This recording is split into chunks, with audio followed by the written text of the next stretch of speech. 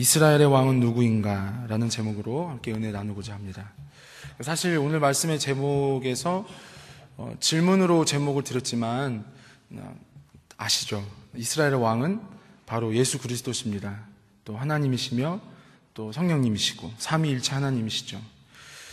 사사시대는 그 자명한, 우리가 신약을 살고 있는 우리에게 너무나 자명한 그 이름, 그 여호와 하나님께 왕에 대한 자신의 주인에 대한 충성을 다하지 못했습니다.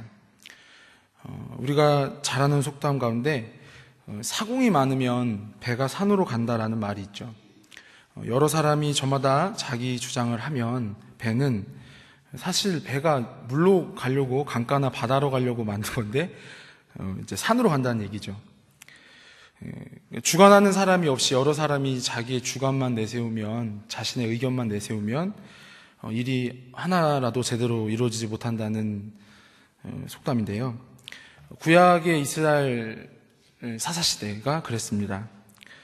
애굽에서 오직 은혜로 구출되어 약속의 땅에 정착했지만 그들을 주관하시는 하나님을 참으로 왕으로, 자신들의 주인으로 섬기지 않고 그 땅에, 그 백성들이 심판했던 그 땅의 그 백성들과 같이 이렇게 변질되죠. 본문 21장 25절은 사사기 전체 성경을 압축적으로 표현한 말씀입니다. 오늘 이 본문을 함께 살펴보면서 그들이 왜 폐역과 불순종의 길을 걸었는지 살펴보고, 또 우리는 또 그 길을 어떻게 하면 안 걸을 수 있을지 나눠보고자 합니다. 첫째로, 사사시대 이스라엘 백성은 가나안 원주민의 사상과 그들의 종교를 척결하지 못함으로 타락의 길, 변질의 길을 걷게 됩니다. 사사기 2장 12절인데요. 한번 말씀 같이 한번 읽어볼까요? 앞에 띄워주실까요? 예, 사사기 2장 12절입니다. 시작.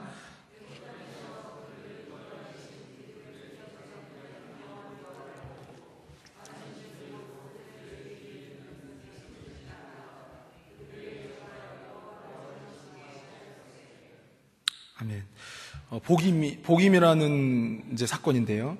여호와의 사자가 그들에게 그들의 잘못을 이렇게 책망했을 때 그 책망의 내용이죠.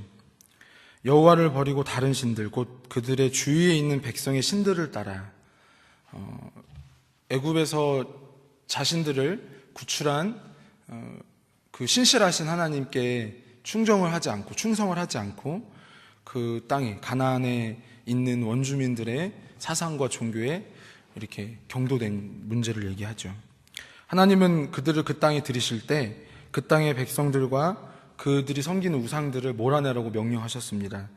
그 땅의 종교와 사상을 버리라고 하심은 그것들이 하나님의 것보다 강하거나 하나님의 것에 위협이 되기 때문에 그렇게 명령하신 것이 아니라 오히려 하나님은 그것들이 당신의 백성들에게 위해를 주기 때문에 그것을 예견하시고 명령하신 것입니다.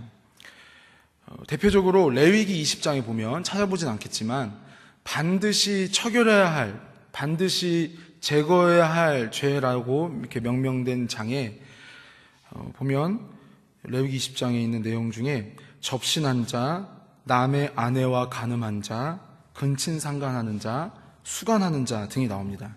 즉 이런 그 땅의 문화, 그 땅의 그 사람들의 모습, 단적인 모습을 주님이 말씀하시면서 이것이 어떻게 사람의 모습이냐, 이것이 어떻게 하나님을 섬기는 사람의 모습이 될 수 있겠느냐라고 경계하시는 거죠. 그것들과는 비교할 수 없는 귀하고 선한 하나님의 법도, 또 그 하나님을 예배하는 제사장의 나라로 구별된 그들에게는 전혀 어울리지 않는 모습이죠. 사람의 부패성 중에 하나가 무엇이냐면 선한 것을 악하게 보고 악한 것을 선하게 보는 것입니다. 잠언 17장 15절인데요. 한번 같이 읽어보실까요? 앞에 화면에 잠언 17장 15절입니다. 시작.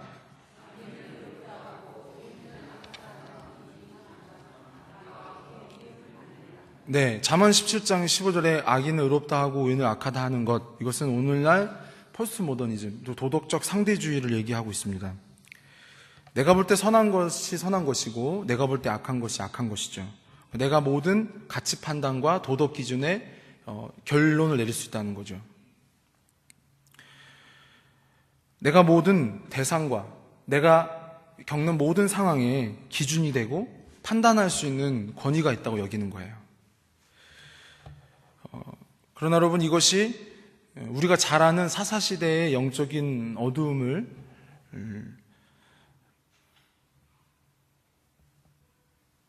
불러들인 원흉이란 걸 아셔야 돼요. 그것은 그럴듯하게 보이지만 진리를 떠난 인간의 소외와 공포, 그리고 잘못된 자기 사랑을 보여주는 거죠.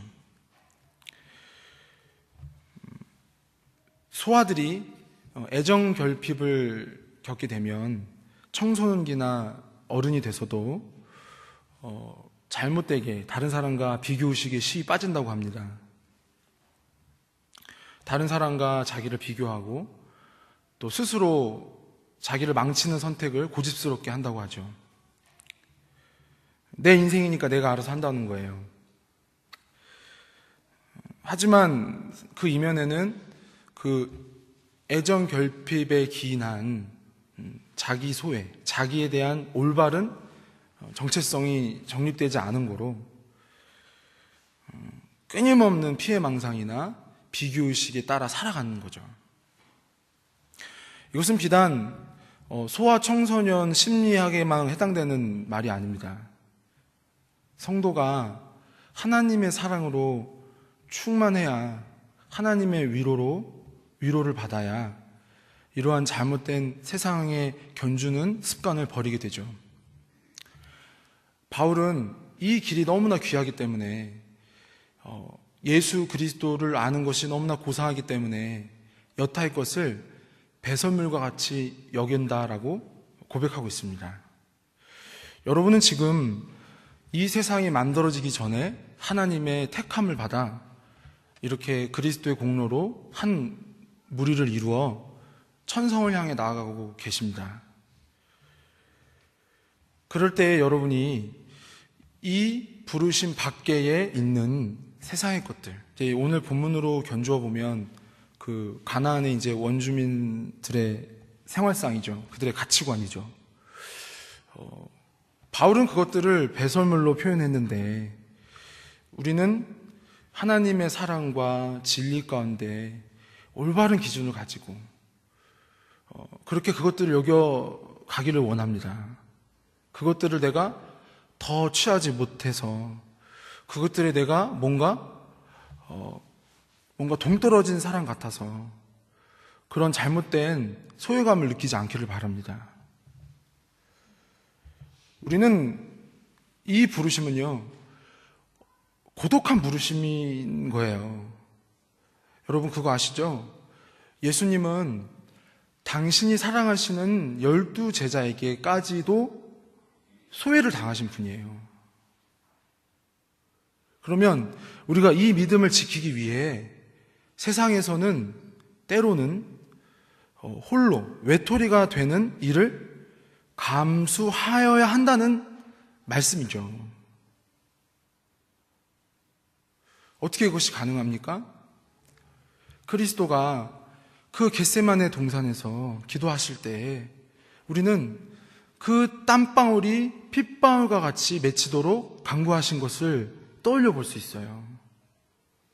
오직 하나님의 사랑과 그 능력으로 그 길을 걸을 수 있다는 거죠. 그 외의 여타의 것으로는 결코 이 길을 걸을 수 없다는 것입니다.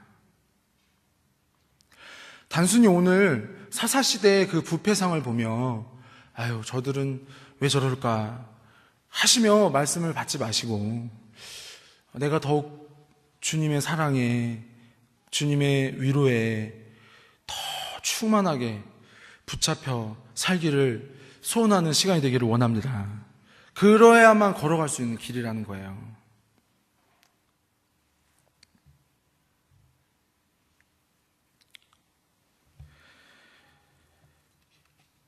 하나님을 나의 주인으로 모시고 하나님을 나의 유일한 위로로 삼고 그리스도를 나의 신랑으로 모실 때 우리는 그런 잘못된 피해망상이나 비교의식에 빠지지 않을 수 있습니다.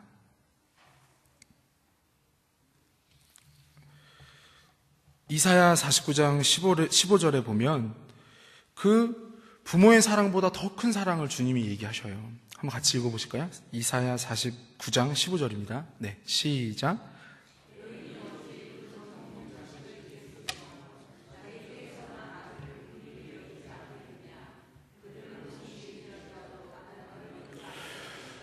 근래 여러분이 자주 지금 듣는 뉴스가 있으실 거예요. 근데 말하고 싶지가 않아요, 이 단에서. 부모의 사랑보다 더 큰 사랑이 있다는 거예요. 그러니까 부모의 사랑에 대해 하나님이 그것을 뭔가 덜한 거다, 불필요한 거다라고 말씀하시는 거는 아니에요. 그 사랑이 하나님의 사랑의 그림자이고 또 모사이며 또 우리가 부모님을 공경하는 것도 우리가 하나님과 올바르게 관계를 맺는 그 길의 모사이죠. 근데 제가 지금 이 이사야 49장 15절 말씀에서 여러분들에게 전하고자 하는 메시지는 뭐냐? 이 세상의 그 어떤 사랑하고도 비교할 수 없는 사랑이 하나님의 사랑이란 거죠. 가장 큰 사랑이잖아요, 어머니의 사랑이. 그렇죠? 그렇죠. 하나님 사랑이 더 크죠. 그러니까 가장 큰 사랑이 어머니 사랑이고 아버지 사랑, 부모님 사랑인데, 근데 너무 이제 절망감을 느끼잖아요. 우리가 지금 이 시절을 걸을 때, 저는 원체도 그런 마음을 이렇게 느껴왔지만, 베드로후서 3장에 아브라함 조카 롯이 소돔과 고모라의 그 의로운 심령이 상했다라는 말씀이 나오거든요. 베드로후서에 보면. 그게 이제는 더 와닿아요. 여러분도 와닿으시죠? 여러분도 그 의로운 심령이 상하시죠? 이 시절을 걸어가실 때, 그렇죠? 그러시죠? 그러니까 여러분, 더 이 은혜의 자리를 사모하셔야 됩니다. 더 모이기 힘쓰셔야 합니다. 그 날이 가까움을 볼수록. 왜냐하면, 제가 아까 말씀드린 레위기 20장의 그 가나안 땅의 아주 흉물스러운 모습들이요. 사실은 그 때에 대한, 마지막 때에 대한 경고의 메시지예요. 우리 성도들에게는. 그것이 막 펼쳐지고 있거든요. 지금 중고등부, 청년부 이제 부장님 두 분하고 협의하고 있으면 지금 상의하고 있는 게 뭐냐면 동성연애에 대한 어떤 이제 강의를 한번 세미나를 한번 이렇게 준비해 보자. 근데 그거를 제가 미리 이제 강병환 지사님이 이제 준 어떤 자료를 좀 미리 봤는데 너무 지금 유럽, 미국은요, 서구권은요 지금 입에 담을 수가 없어요. 그러니까 동성혼을 허락하면 동성혼에서 끝나는 게 아니라는 얘기예요. 다 말씀 안 드릴게요. 우리의 죄성이, 우리의 악습이 그렇다는 거예요. 하나가 넘어가면 2개, 3개, 10개, 100개는 쉬운 거예요. 그래서 우리의 믿음의 선배들은 하나를 지키기 위해 목숨도 거신 거예요. 그것이 세상에 볼 때는 우둔하게 보일지라도 하나님에 대한 사랑, 하나님이 나에게 베풀어 주신 그 은혜를 생각할 때 귀한 거죠. 사사시대는 그러한 절개가 없었다는 거예요. 오늘 우리 시대에는 그런 절개가 있습니까? 지금 이 말씀을 듣는 이 예배 가운데 나오신 여러분들에게는 그 절개가 그 중심에, 여러분 각자의 중심에 살아 계십니까? 하나님이 가나안 땅의 그 악한 것들을 몰아내라 하신 것도 그 이유예요. 우리 안에 죄성과 어두운 부분들이 그것들에 노출이 될 때 그것이 더 변질되고 더 악에 경도되는 거예요. 그걸 더 따라하는 거예요. 그게 우리의 본성인 걸 아시기 때문에. 여러분, 근묵자옥이란 말이 괜히 있겠어요? 애굽에서 가나안으로 옮겨주신 은혜, 사망에서 생명으로 이끄시는 은혜는 전적인 하나님의 권한이나 이후에 그 은혜로, 그 은혜를 의지하여 내 내면과 내 주변을 정결하게 악한 것을 몰아내고 그것들에게서 구별된 하나님의 성도의 삶을 살아가는 것, 이것을 하나님은 날마다 가르쳐 주시고 훈육하신 방법을 쓰십니다. 이때 우리는 이런 질문을 하게 되죠. 왜 하나님은 그런 것들을 바로바로 직접 척결하지 않으시냐는 거죠. 왜 하나님은 그거를 바로바로 직접 척결하지 않으시냐는 거예요. 그건요, 성도라 하여도, 믿는 자라 하여도 하나님은 당신의 길에 대해 일방적으로 푸시하시지 않는다는 것을 당신과 성도가 관계하시는 방법으로 정하셨기 때문이에요. 무슨 얘기냐면 이사야 48장 17절을 한번 같이 읽어보실까요? 앞에 좀 띄워주실까요? 이사야 48장 17절. 네, 시작.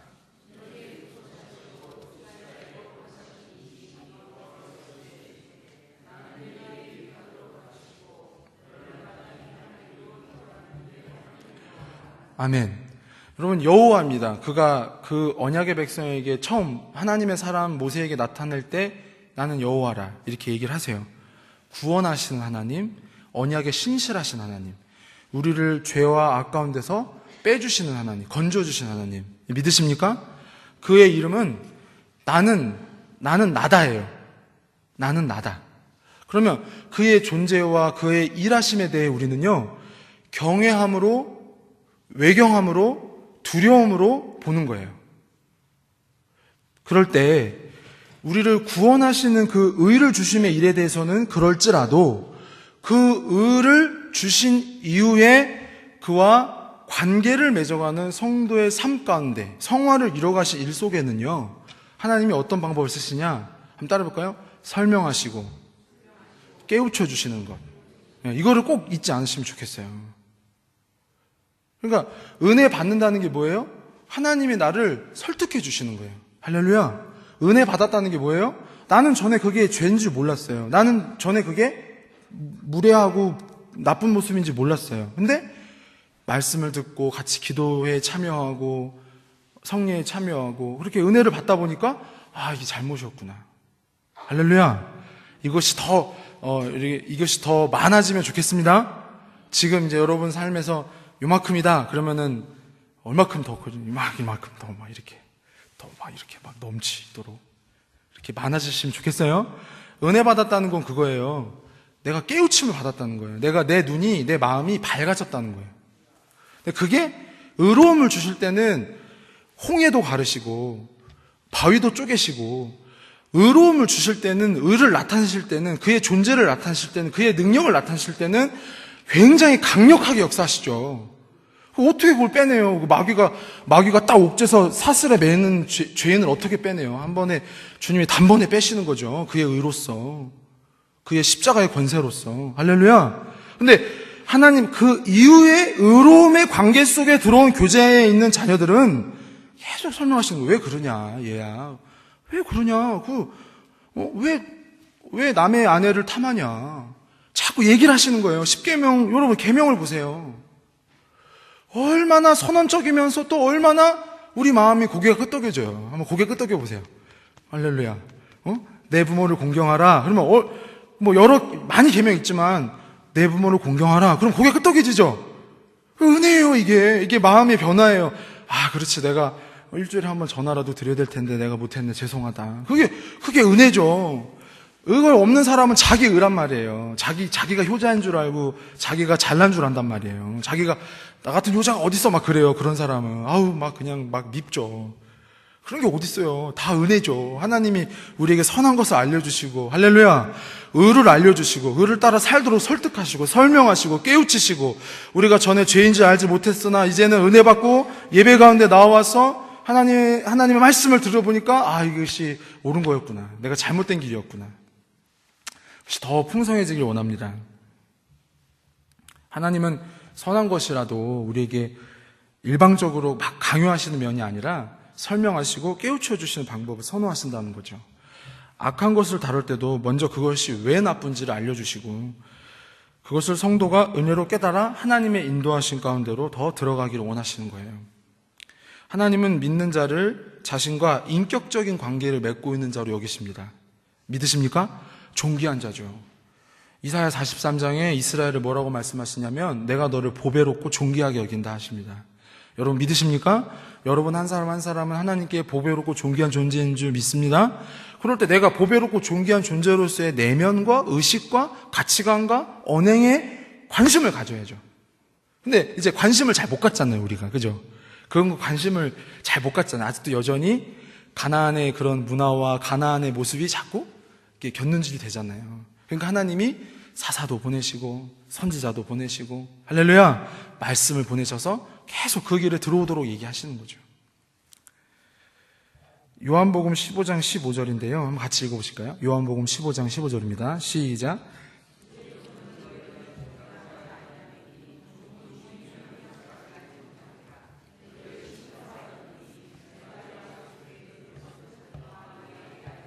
네, 아멘. 술을 못 이기면 술보다 못한 사람이다라는 말이 있습니다. 마찬가지로 가나안 원주민들의 불신앙과 악행의 모습들을 보여주시고 알려주시고 경고하시는데 그 말씀대로 그것을 조심하고 피하지 않으면 그것들에 향해서 그것들에 변질되고 또 그것들에게 문제를 계속 엮이게 된다는 거예요. 그것들로 인하여 문제를 계속 만난다는 거예요. 얼마나 인격적이신 분이에요. 여러분 우리 하나님 인격적이시죠? 얼마나 지혜로우신 분이에요. 그리고 얼마나 우리를 사랑하세요. 존귀하고 보배로운 하나님의 자녀가 되셨으니 진리를 의지해서 그 은혜 가운데 더 하나님께 순종하는 삶, 내 의를 버리고 그리스도의 의를 순종하는 삶을 더 잘 배워가신 여러분 되기를 주의 이름으로 부탁합니다. 신명기 32장 39절인데요. 한번 같이 읽어보실까요? 신명기 32장 39절 시작.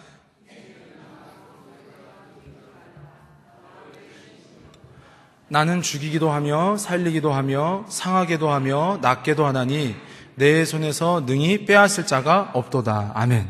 이게 얼마나 위로예요. 이 신명기 32장 자 띄워주세요. 선생님. 예. 신명기 32장 39절을 보면 자 보세요. 한번 따라 볼까요? 내 손에서 능히 빼앗을 자가 없도다. 그럼 우리 누구 거? 우리 누구 거? 한번 이렇게 앞뒤 성도님에게 권해보세요. 당신 하나님 겁니다. 이렇게.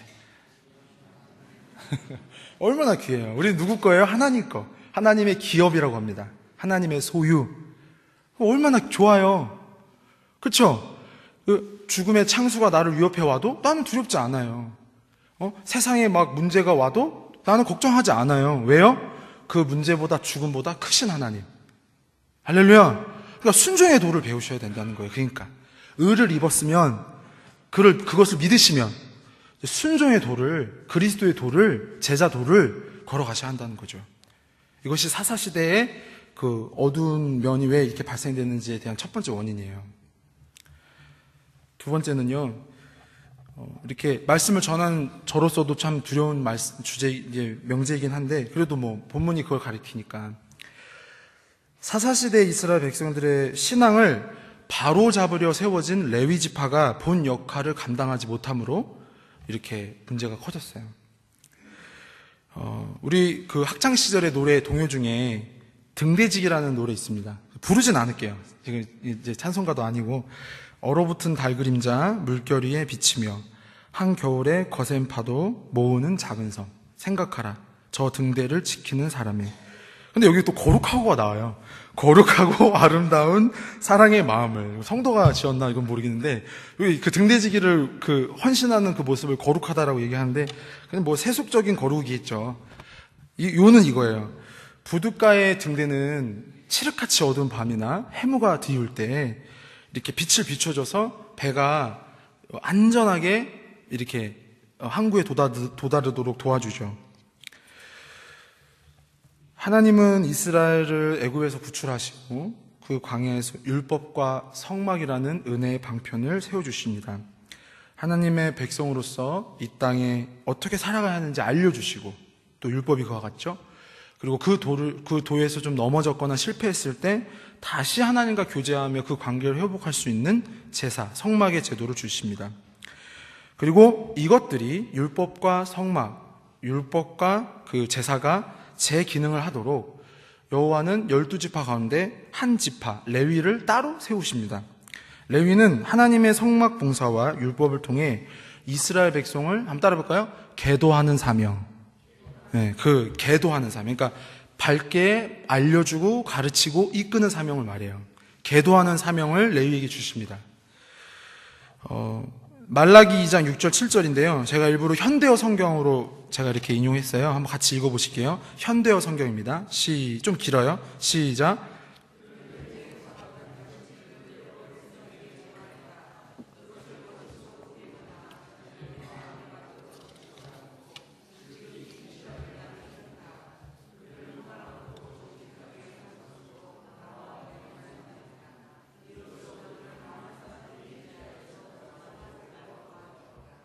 바로 여기에 한 말씀 더 있지 않나요? 네, 또 이어서요. 바로 여기에 성직자들의 임무가 있기 때문이다. 그들은 항상 내 마음을 알고 있어야 하며 사람들은 내가 가르치는 올바른 인생길을 그들에게 물어서 알아야 한다. 이것이 말라기에 나오는 레위 지파 제사장의 소임에 대한 그 미션을 말씀하시는 거예요. 제가 신학교 시절인데요. 벌써 한 10여 년 지난 것 같은데, 신학교에서는 보통 학기 초에 부흥회를 합니다. 사경회라고 하는데, 이제 외부 목사님 모셔서 같이 기도회 하는 시간이에요. 근데 대전 새로남교회 오종호 목사님이 그때 오셨었어요. 근데 제가 아직도 기억나는 게 뭐냐면, 그 목사님이 설교 중에 갑자기 강단의 옆에서 이렇게 나오시더니 이 슈트를 벗으시는 거예요. 그래서 왜 그러시나, 또 무슨 일이나 하고 이렇게 유심히 봤죠. 그랬더니 이 슈트를 이 자켓을 벗었는데 셔츠 뒤가 완전히 구멍 나고 찢어지고 막 더러워진 거예요. 그러니까 일부러 그렇게 제가 볼 때는 연출을 하신 것 같아요. 준비를 하신 것 같아요. 그 메시지의 주제. 이게 뭐냐면 이중성에 대한 주제였거든요. 제가 본문은 기억이 안 나는데 설교 주제가 생각이 나요. 뭐냐면 성도가 이중성을 하면 안 된다. 두 마음을 가지면 안 된다. 근데 그 액션이 너무나 기억이 나요. 지금 10여 년이 흘렀는데도 그 강단의 오종호 목사님 그 모습이 선선히. 그러니까 레위 지파의 사명이 그와 같은 거죠. 그리스도 안에 특별히 물론 지도자를 준비한 사람들 속에서 그렇게 일을 하신 거지만 교회 사역자들, 교회 말씀 맡은 자들이 그러한 일을 하는 거예요. 하나님의 말씀, 하나님께서 원하시는 인생의 올바른 길을 깨우치도록 세우신 사람들이죠. 아무리 하나님의 백성들이라 할지라도 본성적인 연약함, 그리고 세파로 인한 영적인 무기력증, 또 여러 시련으로 인한 답답한 마음이 있기 때문에 그러한 훈련과 교제 속에 말씀 가운데 더 이렇게 벗어나오도록, 치료되도록, 또 성숙하도록 그렇게 기능하게 하신 거죠. 문제는 그들이 그것에 불충함으로 사사시대의 문제가 더 심각해졌다는 겁니다. 이는 마치 국가의 사정기관, 경찰, 검찰, 그런 기소권이 있는 권력기관들이 나쁜 행동을 하면, 부패하면 더 파급력이 더 크다는 것과 유사하다고 생각하시면 됩니다. 이스라엘 12지파는 합력하여 가나안 왕들을 몰아냈습니다. 여호수아 12장이죠. 이후에 이제 각 지파별로 각계 전투를 합니다. 각자 분할받은 땅 지경에 있는 원주민들을 몰아내는 일을 각 지파가 각계 전투를 하는 거죠. 각자 알아서 자기의 맡은 기업의 문제들을, 죄들을, 원주민의 문화와 우상들을 척결해 가는 거예요. 그런데 유독 사사기 18장에 이르기까지 단 지파만은 그것을 하지 않는 거예요. 게으른 거죠. 그것에 대해 이렇게 성실하지 않았어요. 하나님께서 그 원주민들을 몰아내고 그 사상과 종교를 척결하라는 명령에 노골적으로 반대하고 불충하는 모습을 단 지파는 보였죠. 그 시점에 어느 타락한 미가라는 사람이 그 모친과 공모하여 은 1000개를 가지고 한 신상을 만듭니다. 사사기 17장 10절인데요. 한번 같이 읽어보실까요? 네, 시작.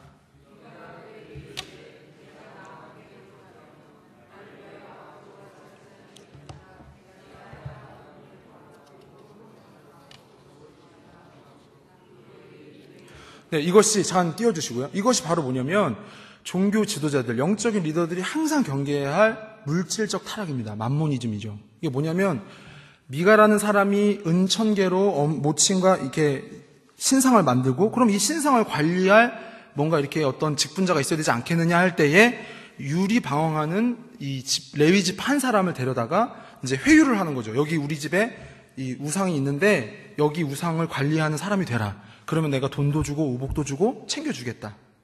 근데 여기에 레위 지파는 그 입에 말씀을 담아서 백성들을 올바르게 이끌어야 하는 소임을 강구해버리죠. 근데 이것이 확대됩니다. 아까 어느 지파가 사사기 18장까지 그 땅을 차지하라는 명령을 거부했다고 그랬죠? 어느 지파가? 단지파가. 이 사람들이 이제 그 가정의 문제를 일으킨 그 사람을요, 자기 지파의 제사장으로 데려옵니다. 그 사사기 18장 19절인데요. 한번 같이 읽어보실까요? 사사기 18장 19절. 네, 시작.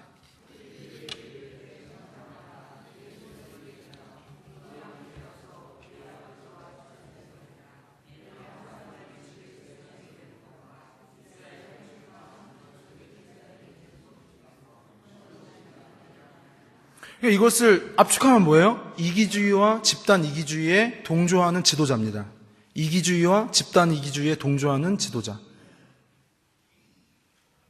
왜냐하면 레위의 소임은 아까 말라기 2장 6절 7절에서 봤듯이 그 백성으로 하여금 여호와를 경외하는 도를 따르도록 올바른 인생길을 걸어가도록 알려줘야 하는 소임이 있는데, 돈을 주고 옷을 준다고 하니까, 그리고 우리 지파의 수장이 되라고 하니까 그런 권력욕과 물질욕에 눈이 멀어서 그 백성을 잘못된 길로, 자기 스스로는 물론이거니와 그 하나님의 기업을 잘못되게 해치는 일에 쓰여지죠. 이 상황은 무슨 의미죠? 하나님의 선한 법도를 가르쳐 그들의 불충함과 영적인 어둠을 깨우쳐야 할 레위 지파 사람이 처음에는 미가라는 한 사람의 제사장으로, 또 그 다음에 단지파의 어느 한 집단의 우두머리로 탐욕의 종노릇을 한 거죠. 하나님의 종노릇을 한 것이 아니라 탐욕의 종노릇을 한 거죠. 윗물이 맑아야 아랫말이 맑다라는 속담이 있습니다. 윗사람이, 위의 역할을 하는 사람이 잘하면 아래의 사람도 따라서 잘하게 돼 있다는 거죠. 하나님의 선하신 뜻과 하나님의 구원 계획 가운데 세워진 이스라엘 백성들이 올바른 길을 가도록 레위를 어른으로 삼았으나, 그들이 그 길을 버림으로, 그것에 불충함으로 그 어두움이 더 극심해졌다는 거죠. 영적인 주도자들에 대한 평가와 궁극적인 판단은 하나님이 하실 것입니다. 그러나 여러분 명심하시기 바랍니다. 양의 탈을 쓰고 노력질하는 이리들, 다시 말해 비진리를 말하거나 진리에 이것저것을 섞어 자신의 탐욕을 채우는 거짓 선지자들을 분별하시기 바랍니다. 또 그러한 성도들, 나도 같이 예수님 믿는 사람이야 하지만 그러한 탐욕의 이면을 숨긴 그러한 믿는 자라고 하는 믿지 않는 자를 경계하시고 또 경계하시기 바랍니다. 바울은 이 문제를 정확하게 이렇게 우리에게 경고해 주고 있는데요. 한번 찾아볼게요. 이건 이제 위에 화면에 없는데 디모데후서 4장 3절 4절인데요. 한번 같이 좀 찾아보겠습니다.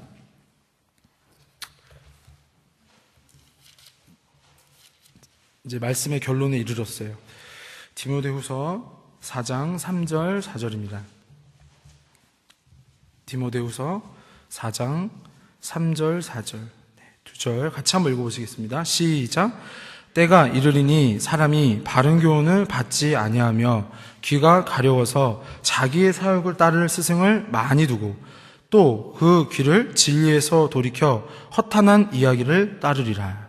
이것이 이 말세, 그 사사시대에 통하는 문제이기도 하거니와 이 마지막 때에 우리에게 주시는 경고의 메시지죠. 자기의 사욕을 따를 스승을 많이 둔다는 거예요. 그러니까 뭐예요? 자신의 이중적인 생활을 변호하고 가리울 방식들을 많이 세워놓는다는 거예요. 그러나 성령을 받은 하나님의 참 성도는 진실한 마음으로 여호와 하나님 한 분만을 섬기는 줄 믿습니다. 그러한 믿음의 교제 속에 우리의 부끄러움, 어두운 면들을 밝히 알게 되고 회개하는 자리로 나오게 될 줄 믿습니다. 죄를 숨기거나 죄를 죄가 아니라고 하거나 악인을 의라고 하는 자들의 교제 속에서는 빨리 나오셔야 합니다. 자, 우리 앞뒤 성도에게 권해보세요. 빨리 나오세요. 이렇게 빨리 나오세요. 빨리 나오세요. 빨리 앞뒤 빨리 권하세요. 빨리 앞뒤 빨리 나오세요. 빨리 나오세요. 왜냐하면 여러분, 제가 이렇게 우리 중고등부 친구들한테 자주 하는 예화인데, 유괴범이 아기를 유인할 때 얼굴에 자기 유괴범이라고 해놓고 유괴하지 않거든요.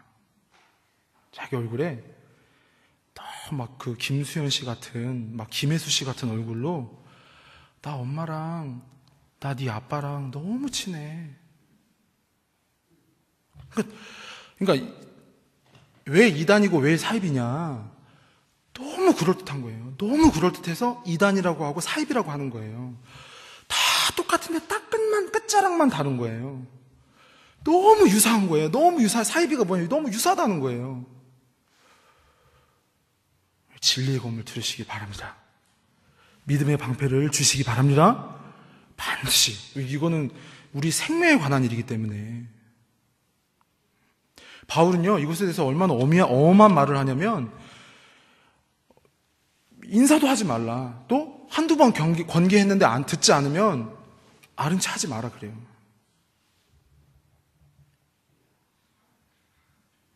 이 시대가 그러한 시대입니다. 탐욕의 종로로 타는 거짓된 말에, 그러한 가르침에 여러분 이렇게 경계심을 풀지 않기를 바랍니다. 타락해질 대로 타락해졌고 더 이상 그 어디에서도 하나님 백성의 면모를 찾아볼 수 없는 이 사사시대, 우리는 오늘날에도 사실 경험하고 있습니다. 하나님을 진심으로 인정하고 경외하여 순종하는 사람, 더 이상 찾아보기 어려운 시절 같아요. 그러나 우리 부평동부교회는 구별되기 원합니다. 오직 하나님 외에 우리의 왕이 없음을 인정하고 더욱 깨달아가길 원합니다. 하나님 외에 여타의 것이 왕이 되고 주인행이 사하는 것에 대해 반드시 거절할 수 있는, 반대할 수 있는 그러한 이 시대의 퓨리탄들이 되기를 원합니다.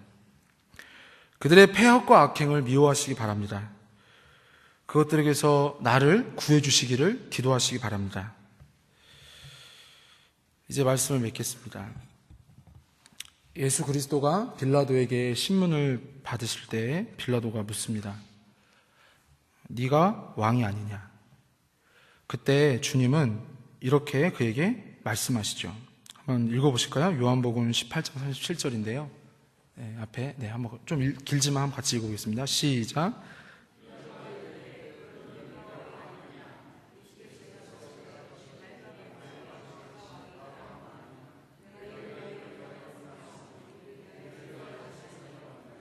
곧 진리에 대하여 증언하려 함이로라. 무릇 진리에 속한 자는 내 음성을 듣느니라 하신대. 아멘. 여러분, 진리에 속하셨습니까? 오직 예수 그리스도를 왕으로 삼으시고 섬기시길 주의 이름으로 부탁합니다. 예수 그리스도만을 나의 왕으로 섬길 때 우리의 영혼은 구원을 받고 우리의 인생길은 비록 고난이 있고 외로움, 고독이 있을지라도 반드시 승리하게 하실 줄 믿습니다. 우리 인생이라는 배의 키를 오직 그리스도께 맡길 때 우리는 영원한 항구, 영생의 소망에 이르게 될 줄 믿습니다. 마지막으로 히브리서 6장 19절을 같이 보고 마치겠습니다. 말씀을 시작.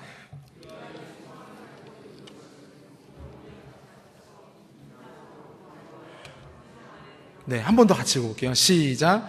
우리가 이 소망을 가지고 있는 것은 영혼의 닷 같아서 튼튼하고 견고하여 휘장 안에 들어가나니. 아멘. 우리 함께 기도했으면 좋겠어요. 합심해서 하나님이 이스라엘 백성, 특별히 사사시대의 문제를 오늘 함께 말씀을 통해 보게 하셨는데요. 그들의 문제가 아니라 사실 우리의 문제죠. 우리가 잘못된 것을 왕으로 삼고 잘못된 것을 내 주인으로 여겼던 것을 같이 이 시간 주님 앞에 겸손히 회개하며 주님만이 나의 왕이십니다. 주님만 나를 다스려 주시옵소서. 함께 기도하죠.